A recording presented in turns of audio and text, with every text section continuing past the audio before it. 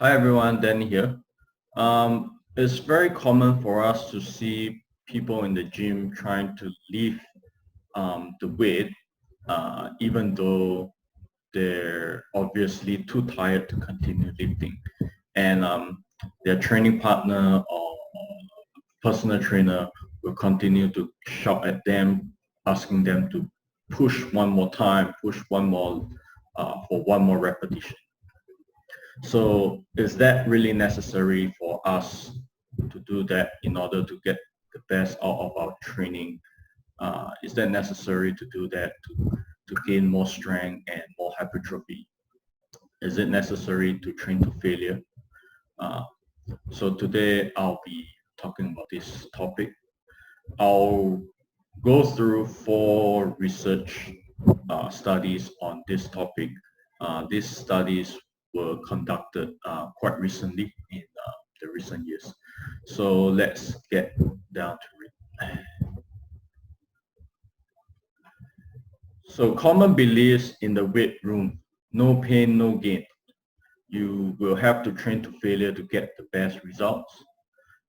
Always need to go for the burn when you train, and people always have the perception that if you don't train to failure, you're not really putting in enough effort. So is that really true?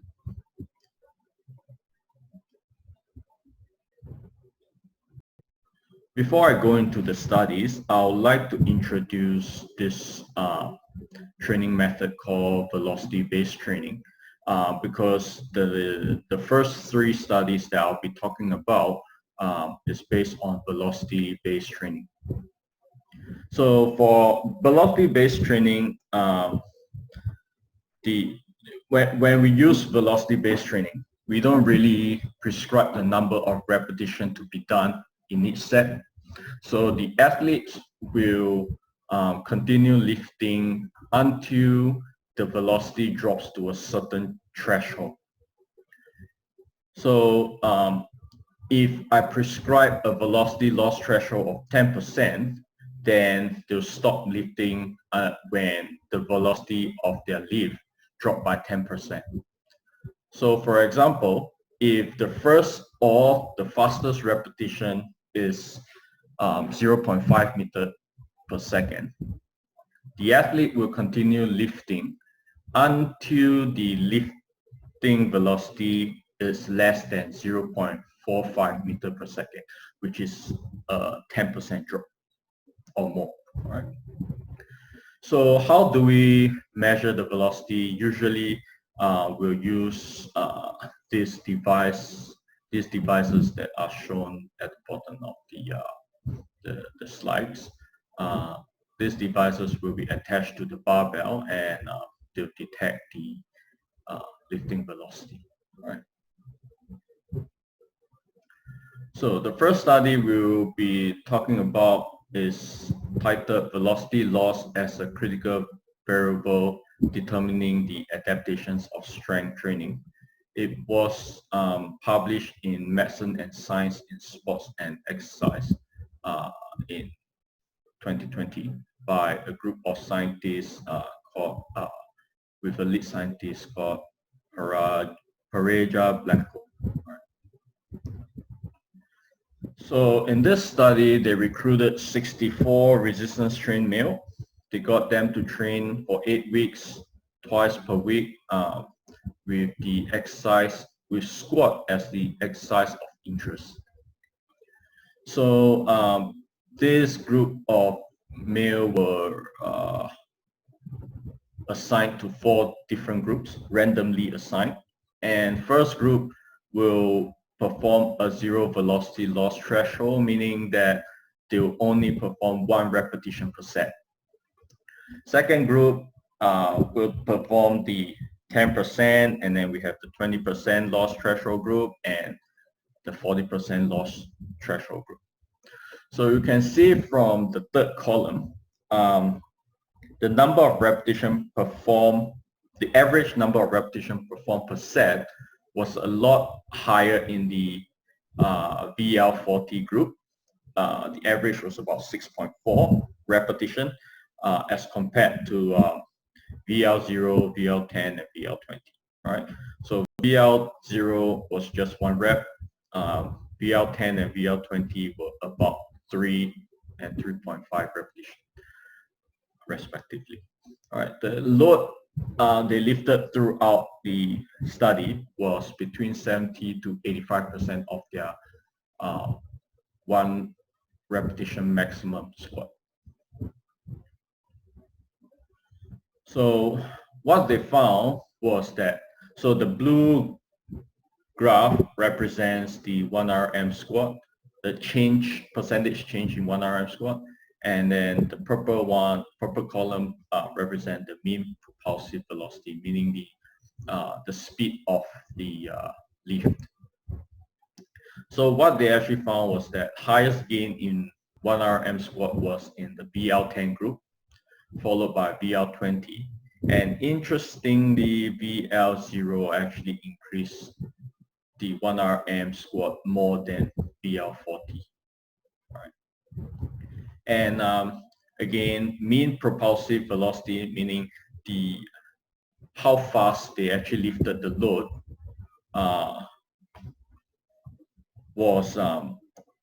had a higher increment in the VL10 group and VL20 group as compared to VL40. Right. However, there was not much of a difference between VL40 and VL0.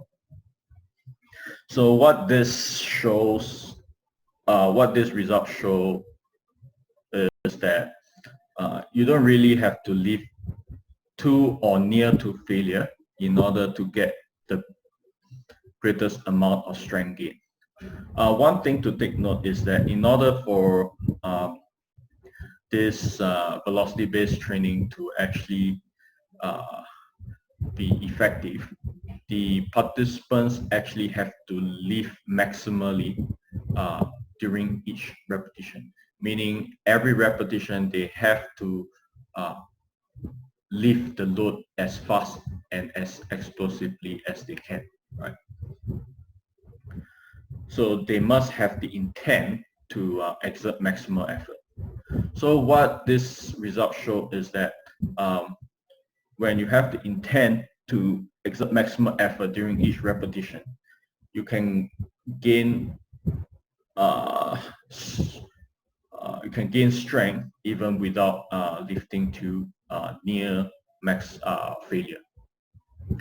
So you might think that maybe lifting to near or lifting to failure might improve endurance more as compared to strength, but the result shows otherwise. So in what this table, this graph shows is the percentage change in the maximum number of repetition they perform in for when lifting the 70% 1RM during baseline.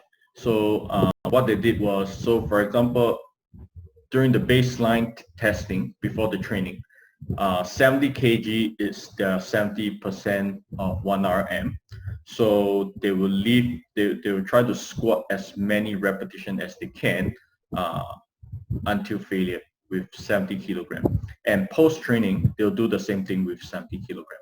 So what they found was that both VL10 and VL20 actually improve slightly better than VL40.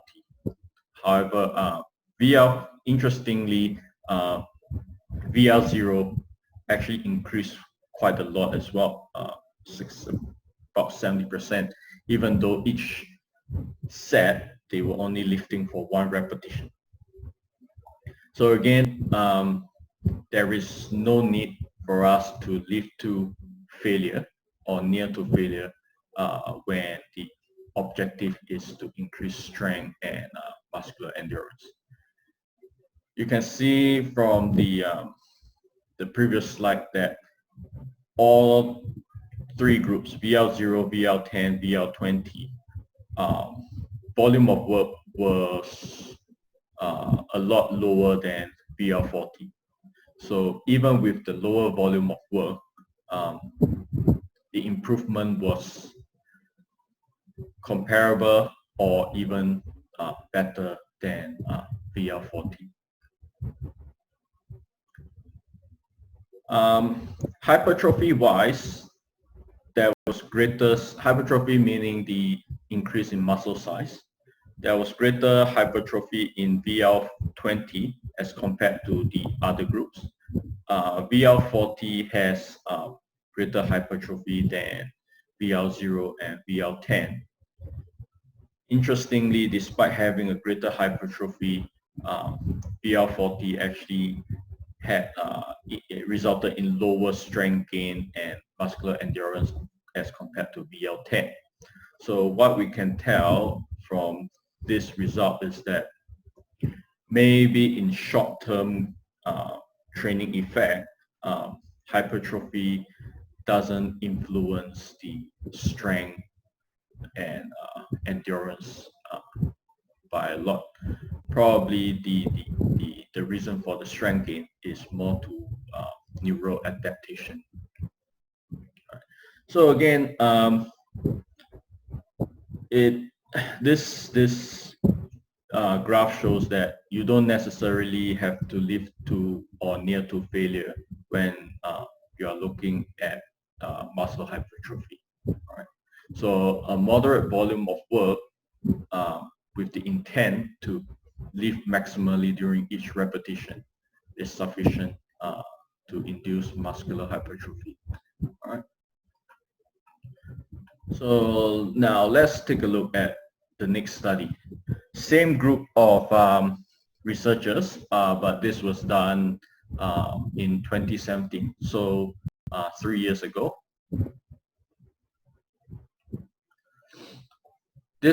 In this study, they recruited 24 resistance trained males, same thing, 8 weeks, twice per week, and exercise of interest was squat.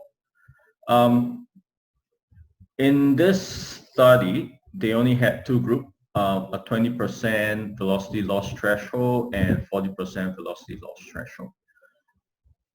Total repetitions performed throughout the study was about 185 for VL20 and 310 for VL40. Again, you can see the great difference in the volume of total work done.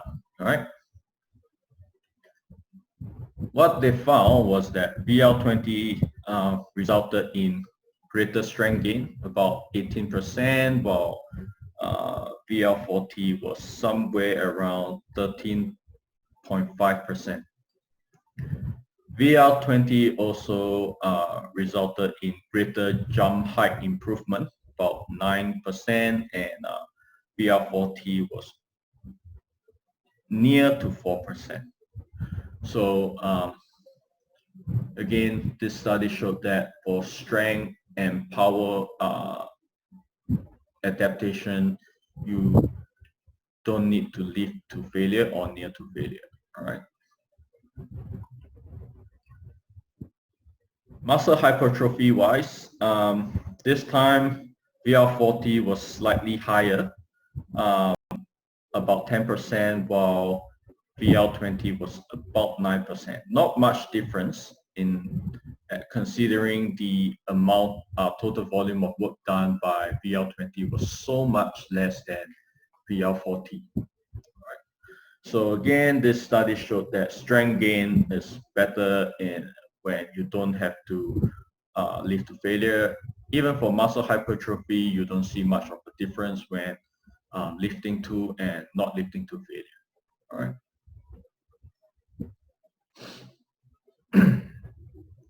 Okay, study 3. This will be of interest to many male Singaporeans because it's on pull-up training. So it's a different group of researchers. So what they did was they compared if using velocity-based training to train pull-up. All right. So they had 34 resistance trained male. Again, 8 weeks for twice per week, and exercise of interest was pull-up. The velocity loss threshold was 25% in one group and 50% in another. 50% velocity loss is quite close to failure. It's pretty much one repetition before failure, right? So when they have a 50% loss threshold, the velocity of the lift will be pretty slow. So at the end, by the end of the study, the total number of repetition performed by VL25 was about 363, while in VL50 was 556. So you can see that the total volume of work done was a lot greater in VL50 as compared to VL25. And throughout the study, they were only using their body weight for training. So during the pull-up, they did not lift any external load or did not strap on any external load to increase the load they lift. So what they showed here was that, it's not 1 RM squat, that's 1 RM pull-up. So what they showed is that 1 RM pull-up was higher, change in 1 RM pull-up was higher for VL25 as compared to VL50, right? So VL25 gained a slightly more than 5%, while VL50 is only about less than 1%. Right, so what they did was they got the participants to strap on external load while they do the pull-up, and they see how much more load they can strap on. All right. And VL25 also resulted in greater improvement in the maximum number of repetition for pull-up. So that's near to 15% improvement as compared to VL50, which was only about 6%. So again, what this study actually shows is that even when you're doing pull-up with your body weight, to get the best out of it, each set you should not lift to muscular failure. All right. Each set, maybe you just have to lift to half the total number of repetition you can perform per set before you get to failure. And during each repetition, you must have the intent to exert maximally. All right. Okay, last study.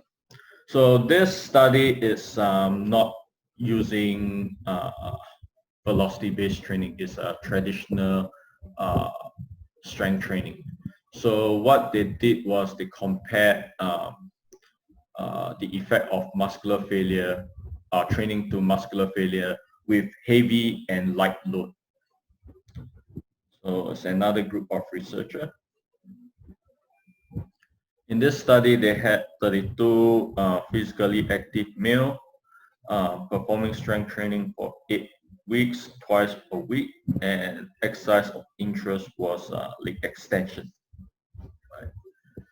So they separated them into 4 different groups. First group was performing leg extension with 30% of 1 RM to failure per set. Second group performing 30% of 1 RM not to failure per set. Third group 80% of 1 RM to failure, and fourth group 80% of 1 RM not to failure. So the total volume of work done at the end of the study was equated. So what it means is that for 30F group, they probably perform less number of sets because each set they have to lift to failure. So for example, 30F group might have performed 3 sets of 10, which is about 30 repetition, and 30NF group might have performed 5 sets of 6, which equates to 30 reps as well. But each set they don't lead to failure. So that's how they equate the total of total volume of work. All right. So what they found was that in terms of strength gain, not much difference between 30F group and 30NF. Same for 80F and 80NF. All right. But of course, the groups that lifted 80% 1RM resulted in greater strength gain compared to the groups that lifted 30% of 1RM. All right. So again, whether you lift to failure or not really doesn't matter. What matters most is the total volume of work. That's what this result shows. All right.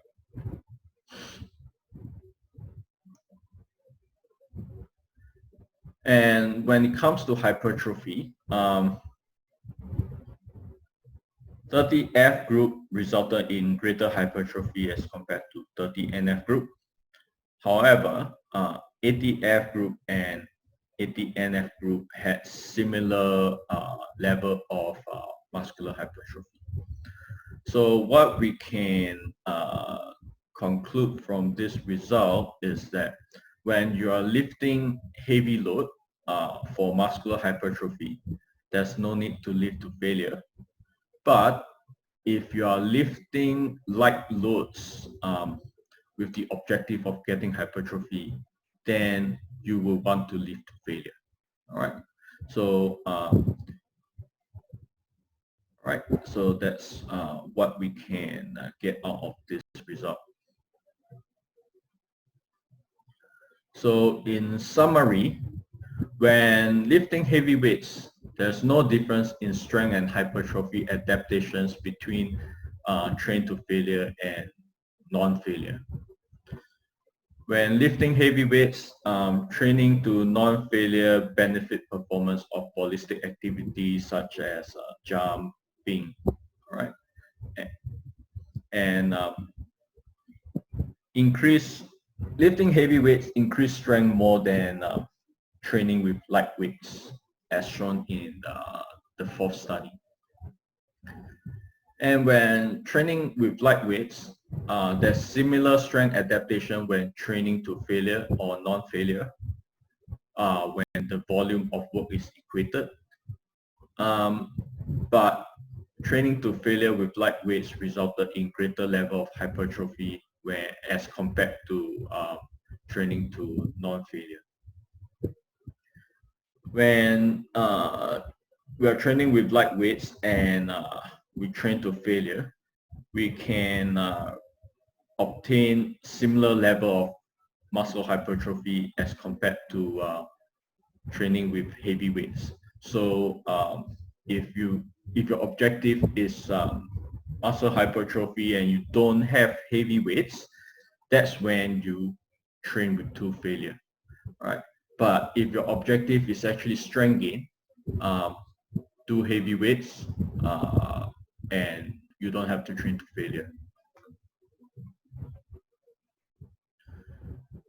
And from the studies discussed, we can see that hypertrophy is not the main reason for strength gain, at least not in the short term.